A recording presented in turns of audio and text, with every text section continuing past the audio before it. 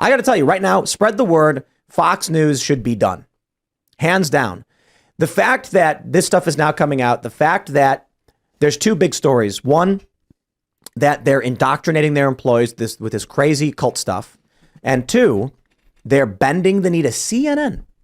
CNN reaches out to Fox News, and then Fox is like, we took it down. Oh, whoops. What are the odds that Didn't mean to hurt your feelings. Hope we can still be friends. What are the odds this producer was like, I don't want to work here anymore. I'm going to run this crazy Chiron. And they're like, we took care of it internally because he's like, I'm quitting. So you can't touch me. I'm going to write this crazy thing and I'm leaving. Because that's what it feels like to me. Like, if you're the person who wrote this, you knew that wannabe dictator would get you in trouble, right? I mean, at the very least, even if they weren't even if they weren't giving in to the other side, they know it's unprofessional. They know it's not blah, blah, blah. I feel like this producer was like, I have one last shot to do something before I leave, and this is it. If that was my one last shot, though, I would have come up with something better. Like, remember he had to do it on the fly. He didn't have time. The New York Post guy who hacked their homepage and wrote all those articles. Like, that's the way you go out with that's true. That's the way you go out in a bang. That was flashier. Right? Like that was. But maybe that guy had more access. That was a while ago, and I remember watching that in real time, saying that. I was on the New York Post app, and I was like, that does not say what I think it says. Didn't do that. He didn't say those things. Or actually, that's the way to go out in a bang. Wow, Ben Shapiro's really pushing it this time. Yeah, for those that aren't familiar, there's a story where he was working at New York Post, right? Yeah. And he started just writing a whole bunch of crazy fake articles and attacking headlines. Yeah, just stuff you can't say on this segment, like just Yup. way over the top. Very crazy stuff. But that's not just quitting your job. That's saying like, I no longer want to work in media and I want to go flip burgers. Yeah. Yeah. You know, or I've won the lottery and I don't need this job anymore. You know. I mean, to be fair, they're similarly qualified, right? Flipping burgers? Yeah, make fun of burger flippers. No, exactly. I'm not insulting burger flip. It's true. No. They're underqualified if they're in media. I'm not even saying this as a joke or sarcastically. Burger flippers have more skills than journalists. I think that's probably true. That is not a joke. I mean, you can probably argue that some of these reporters, writers, journalists, quote unquote, at these outlets know how to use a content management system, which is like, okay, there's some skill involved, but dude, learning how to log into a website ain't no big deal. Now, you want to talk about somebody who's got to make a burger to specifications? Come on. You take the average journalist and say, make me a medium rare burger, and they're going to screw it up.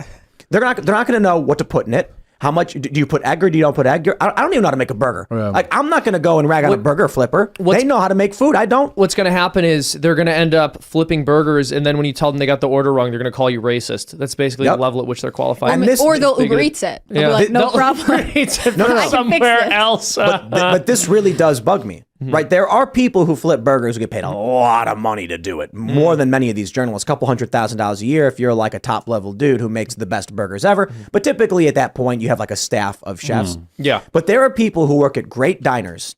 They make real burgers with real beef, seasoned perfectly, and they get paid less than these people. Yeah. That is a travesty of American capitalism. I'm sorry.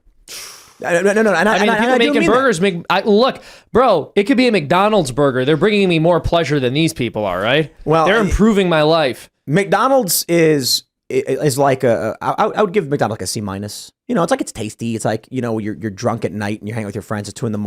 and, you know, if they're open, you can get a burger and whatever. It's like Turkey has these things called wet hamburgers. They're very much like that. You don't turn on CNN at 2 a.m, you know, when you're out with your buddies. But I want to say this in the utmost certainty.